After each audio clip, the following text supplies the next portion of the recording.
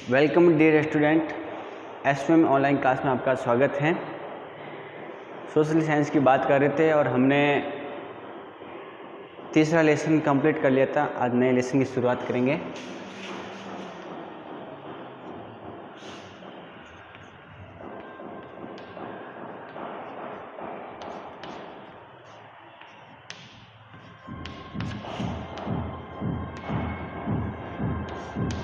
Part 4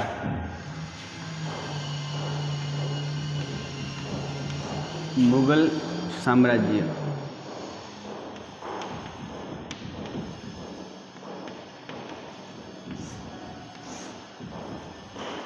ठीक है, मुगल साम्राज्य के बारे में अपन पढ़ेंगे। समय के साथ में बदलाव आता है, सभी जानते हैं। और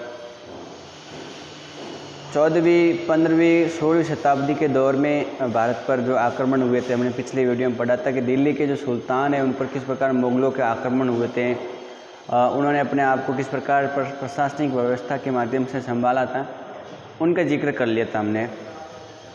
ठीक है, अब हमने ये समझेंगे कि मुग़ल किस प्रकार भारत में आते हैं और उनका साम्राज्य आगे बढ़ता है।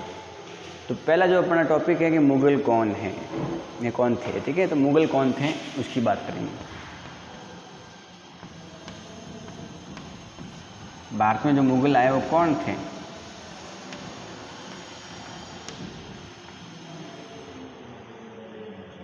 मुग़ल दरअसल दो वंशों से मिली हुई जाति थी। दो महान वंशों से बने हुए दो शासक थे। उनका जो माता का जो वंश था मंगोल जाति थी। ठीक है, तो माता से जुड़े हुए जो चंगेज खान है उनकी बात आती है। इसके अलावा उनका जो दूसरा वंश था और उसकी बात हम करेंगे तैमूर वंश। ठीक है, तो मेरे हिसाब से आपको दो महान शासकों के वंशों के ये वंशज थे। इसमें चंगेज़ खान का नाम याद करना है माता की तरफ से, और दूसरे का नाम याद करना है आपको तैमूर वंश। ठीक है,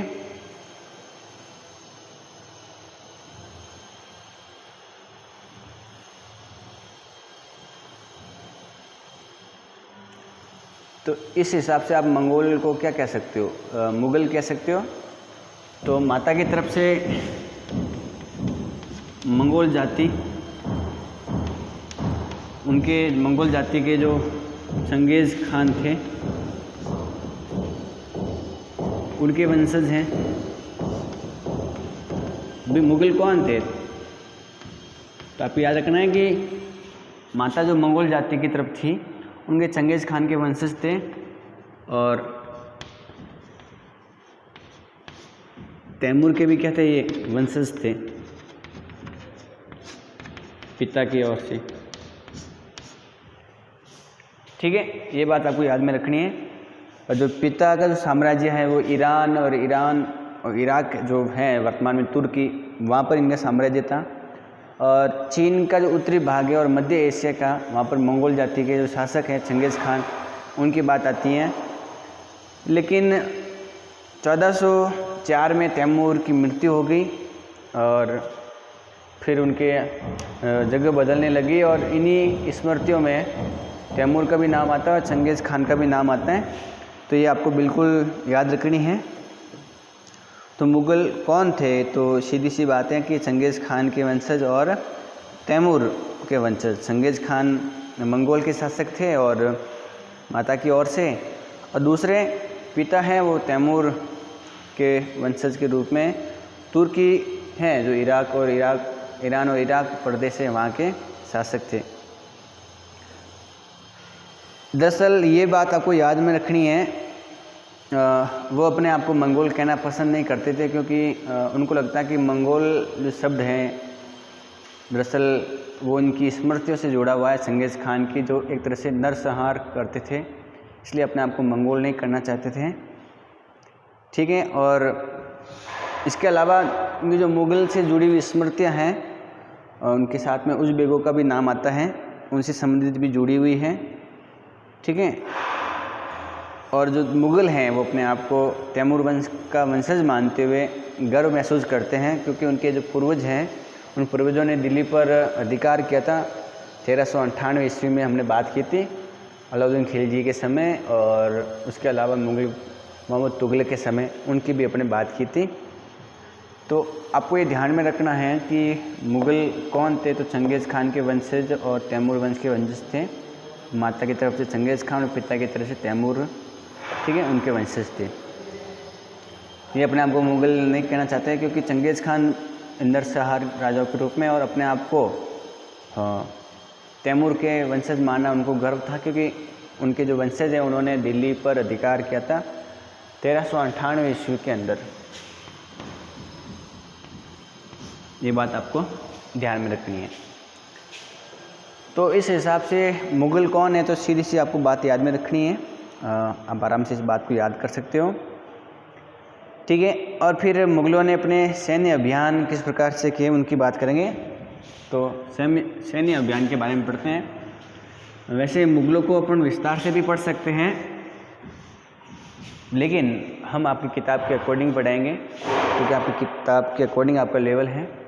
हाँ, मुग़ल जैसे आपकी किताब में है वैसे 12वीं क्लास में भी तो है, तो आपको 12वीं क्लास का नहीं पढ़ाएंगे, आपको उतना ही पढ़ाएंगे जो किताब के टॉपिक के अनुसार है, जितना किताब के अंदर दिया हुआ है।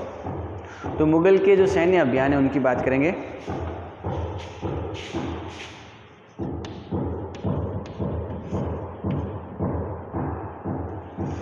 मुग़लों का सैन्य अभियान। सैन्य अभियान का मतलब क्या होता है कि सैनिकों द्वारा किसी भी युद्ध को जीतने के लिए जो पूरी योजना या अभियान होता है वो। तो अब मुग़लों का कौन सा सैन्य अभियान है उनकी बात करेंगे। प्रथम मुग़ल जो शासक था बाबर, दिल्ली पर 1526 में उसने आक्रमण किया। दिल्ली के उस समय जो शासक थे इब्राहिम लोदी, उनको हराया पानीपत के युद्ध में, और फिर दिल्ली की जो सत्ता पर है वो बाबर का राज हो गया, और बाबर ने मुग़ल वंश की भारत में स्थापना कर ली और दिल्ली पर 4 साल तक उसने राज किया। तो पहला क्वेश्चन तो यही है कि भारत में मुग़ल वंश की स्थापना किसने की है। तो भारत में मुग़ल वंश की स्थापना कब किसने की है, तो 1526 में बाबर ने की है। किसने की है भाई, बाबर ने। अब 1526 के अंदर एक युद्ध हुआ था, पानीपत का युद्ध, पानीपत का प्रथम युद्ध। इसमें बाबर और इब्राहिम लोदी के बीच में हुआ, ये ध्यान रखना है आपको, बाबर व इब्राहिम लोदी के बीच में। इसमें जीत किसकी हुई, बाबर की हुई। जीत किसकी हुई, बाबर की, और हार इब्राहिम लोदी की। कौन से युद्ध में, पानीपत के प्रथम युद्ध में, ठीक है। कब हुआ, 1526 के अंदर।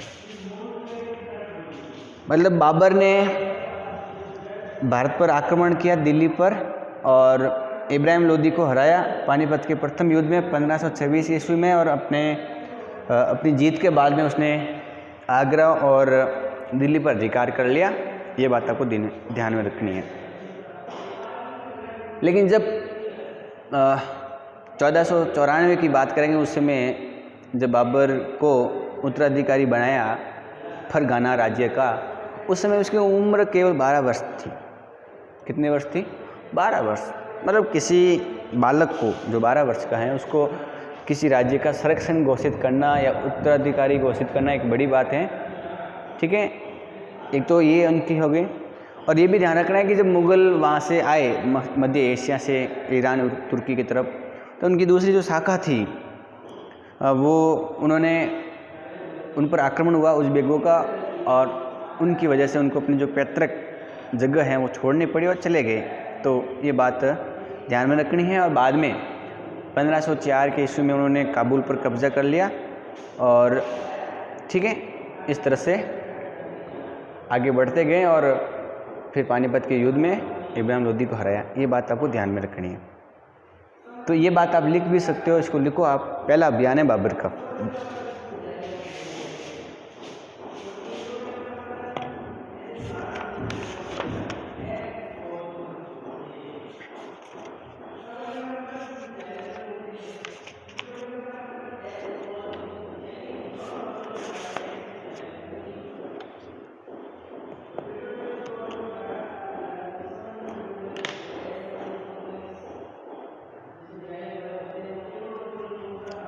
ठीक है, अब अपन बाबर वंश के बारे में पढ़ेंगे कि किस प्रकार कौन कौन से बादशाह बने, उनके समय कौन से कार्य हुए।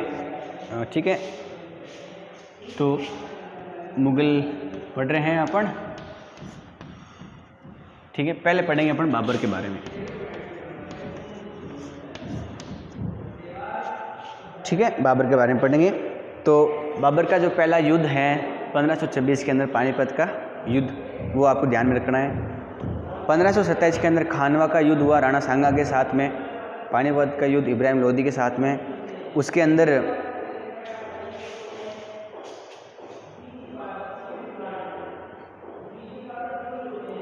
उनमें राणा सांगा की भी हार हुई, ये भी ध्यान रखना है। और 1528 के अंदर आपको ध्यान रखना है कि चंदेरी में राजपूतों को बाबर ने हराया। 28 के अंदर चंदेरी का युद्ध हुआ, तो 26, 27, 28 3 युद्ध हुए। और उसके बाद में भाई 1526 में बैठा और 1530 में उसकी मृत्यु हो गई। तो ये जो बादशाह बना है बाबर 1526 से लगाकर 1530 तक, लेकिन इन 4 सालों में उसने पहला जो युद्ध लड़ा 1526 के अंदर पानीपत का युद्ध, ठीक है, इब्राहिम लोदी की क्या हुई इसमें हार, जो अपने अभी बात की थी।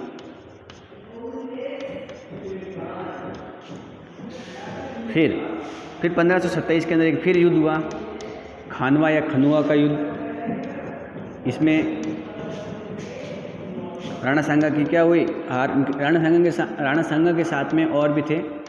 राणा सांगा राजपूत राजा था चित्तौड़गढ़ का, ठीक है, तो इनको भी हराया। और 1528 में एक फिर युद्ध हुआ चंदेरी का युद्ध, उसमें भी राजपूतों को बाबर ने हराया।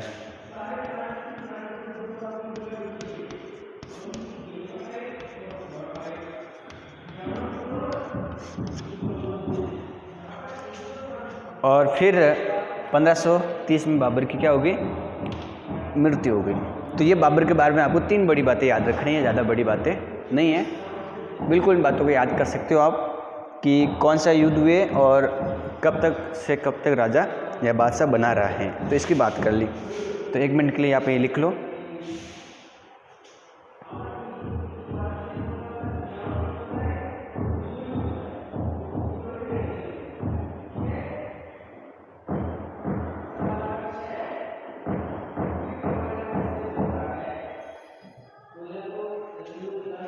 आगे देखो, बाबर के बाद में बाबर का जो बेटा था हुमायूं बादशाह बना। कौन बना, हुमायूं। बाबर का पूरा नाम ज़हीर-उद-दीन मोहम्मद बाबर, हुमायूं का पूरा नाम नसरुद्दीन हुमायूं। तो हुमायूं बना 2nd नंबर पर।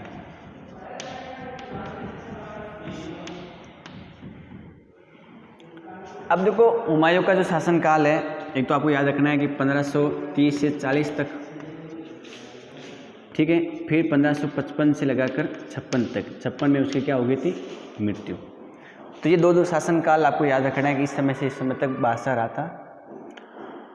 जब बाबर मर गया, तो जब हुमायूं बना, तो दरअसल क्या होता था कि उस समय अपने भारत में क्या सिस्टम है कि राजा का बेटा क्या बनेगा, राजा। लेकिन इनमें सिस्टम अलग था। इनमें यह था कि अगर बादशाह हैं, राजा है या सुल्तान है, उसके मृत्यु के बाद में उसकी जो भी जायदाद हैं, जो ज़मीन वगैरह जो भी उनके पास में है, वो भाइयों में क्या हो जाती, बांट दी जाती थी। तो वैसे भी हुमायूं ने यही किया कि अपने बाबर द्वारा जो प्राप्त की हुई जायदाद थी उसको अपने भाइयों में बांट दिया था। सबको एक एक प्रांत दे दिया कि भाई इस प्रांत में आप काम करो, इस प्रांत में यहाँ काम करो। उनका जो भाई मिर्ज़ा कामराज था, कामरान जिनका नाम था, उनकी वजह से उनकी इतनी बड़ी बड़ी महत्वाकांक्षाएँ थी कि मैं बादशाह बनूं। उनकी वजह से बाबर को अफ़गानों के साथ में, जो अफ़गान थे उस समय, उनके सामने उनको फीका पड़ना पड़ा, क्योंकि इससे शक्ति कम हो जाती है। भाई पहले एक व्यक्ति के पास जितनी शक्ति थी, भाई ज़्यादा हैं तो शक्ति अलग अलग भागों में बट गई, तो अब उस पर कोई भी आक्रमण कर सकता है। तो हुमायूं के ऊपर भी ऐसा हुआ कि उसकी भाई की वजह से, कामरान, उसकी वजह से जो अफ़गान थे उनके सामने बाबर को फीका पड़ना पड़ा। और 2 युद्ध में बाबर हारा भी। आपको ध्यान रखना है, शेर खान से 2 युद्ध में बाबर हारा। चौका का युद्ध हुआ 1539 ईस्वी में, उसकी भी हार हुई। और कन्नौज का जो युद्ध हुआ 1540 में, उसमें भी हार हुई और फिर उसको ईरान भागना पड़ा। तो ये बड़ी बात है कि दिल्ली के उस समय जो बादशाह है उनको भी भागना पड़ा, ये आपको ध्यान रखना है, ठीक है। इसके अलावा जब ईरान में भाग गया बाबर, हुमायूं ईरान में भाग गया, तो वहाँ उसने सहायता मांगी सफाविद साथ से, उसने सहायता भी की। और सहायता करने के बाद में 1555 के अंदर वापस दिल्ली पर अधिकार हो गया। और 1526 के अंदर एक इमारत की वजह से कहते हैं कि जो सीढ़ियाँ हैं उनसे गिरते हुए पुस्तकालय की हुमायूं क्या होगी, मृत्यु हो गई, ठीक है। तो ये बात आपको ध्यान में रखनी है। तो एक बात आपको ये ध्यान रखेंगे कि उनका जो भाई है, पहले तो बात है कि अपने साम्राज्य को भाइयों में क्या कर दिया, बांट दिया। तो भाइयों में बांट दिया, प्रांत दे दिए भाइयों को। उसमें जो भाई उनका था मिर्ज़ा कामरान, उसकी महत्वाकांक्षा की वजह से, महत्वाकांक्षा का मतलब होता है कि ज़्यादा से ज़्यादा प्राप्त करे, खुद बादशाह बने, उसकी वजह से अफ़गान के सामने हुमायूं को फीका पड़ना पड़ा। और यहाँ तक जो शेर खान था उसने हुमायूं को 2 बार हराया, हुमायूं को 2 युद्धों में हराया। एक तो चौका का युद्ध 1539 के अंदर हुआ, उसमें हुमायूं को हराया। कन्नौज के अंदर जो युद्ध हुआ 1540 में, उसमें हराया।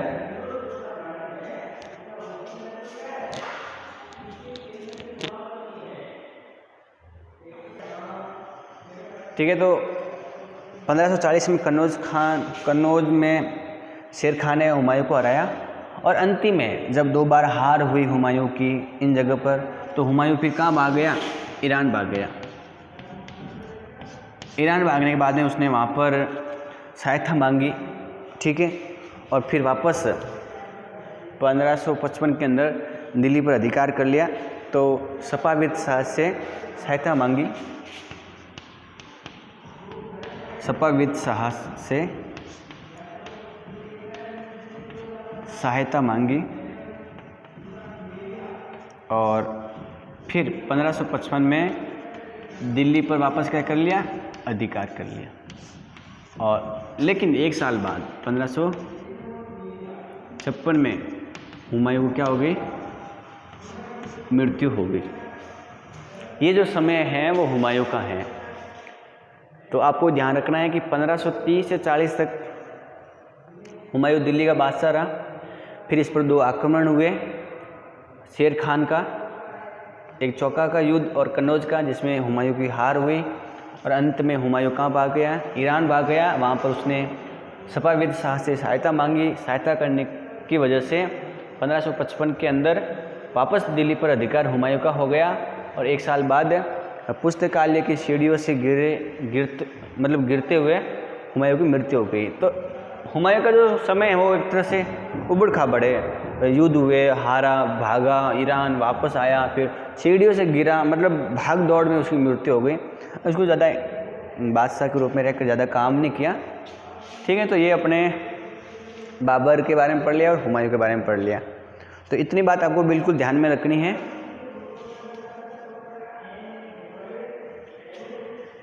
ठीक है। इसमें एक बात ये भी ध्यान रखनी है कि हाँ, इनके समय चित्रकला का भी विकास हुआ, हुमायूं के समय। और आपको ये भी ध्यान रखना है कि हुमायूं के अलावा बाबर के समय और अकबर के समय भी हुए। अपना अकबर के बारे में भी पढ़ेंगे। और आपको ये भी ध्यान रखना है कि विशेषकर जब भारत के अंदर बाबर आया तो उसने भी चित्रकारों को यहाँ लाया। और जब भारत के अंदर हुमायूं आया तो उसने भी यहाँ चित्रकारों को लाया। सिराजुद्दौला, अगर आपने नाम सुना होगा, एक तो सिराजी और जुदाई, 2 लोगों को, चित्रकारों को बुलाया यहाँ पर। और एक बेहजाज का भी नाम आता है, जिसको पूर्व का राफेल कहते हैं। उनकी भी अपन बात करेंगे जब इन चित्रकला के बारे में पढ़ेंगे। तो हमने ये पढ़ा है कि जो बाबर हैं उसके समय क्या कौन से युद्ध हुए, तो उनका याद रखना है। और हुमायूं के समय कौन से युद्ध हुए उनकी बात आपको याद में रखनी है। इनके बाद में हम इनके प्रशासनिक व्यवस्था के बारे में पढ़ेंगे, किस प्रकार बाबर ने जो पानीपत के युद्ध में जो जीत हासिल की उसमें उसने तोपों का प्रयोग किया। उन तोपों की वजह से और तुलगुमा पद्धति की वजह से वो युद्ध को जीत पाया है और उस जीतने की वजह से उसको दिल्ली की जो सत्ता मिली है। तो भारत में मुग़लों का जो दौर है वो लंबा चला। हम बाबर की बात की, हुमायूं के बाद में अकबर बना, अकबर के बाद में सलीम जिसको जहांगीर कहते हैं वो बना, फिर शाहजहाँ बना, ठीक है, फिर औरंगजेब बना। और औरंगजेब के बाद में उनके भाइयों में ज़मीन बादशाह बनने के लिए, सत्ता के लिए आपस में युद्ध होते रहे, तो एक ढंग से कोई बना नहीं। तब भारत में कौन आगे थे? अंग्रेज, और अंग्रेजों के साथ में व्यवस्था चल रही थी। तो इस प्रकार से भारत के अंदर मुग़लों का बहुत बड़ा शासन व्यवस्था चली। मुख्य रूप से मुग़ल के अंदर अकबर का ज़्यादा समय चला। अकबर ने ज़्यादा समय तक शासन किया और उसके समय काफ़ी विकास हुआ। उनकी भी बात करेंगे अपन, ठीक है। तो इस वीडियो में इतना ही। तो अगले ये आप पहले लिख लो और अगले वीडियो में अपना आगे पढ़ेंगे। आज के लिए इतना ही, धन्यवाद।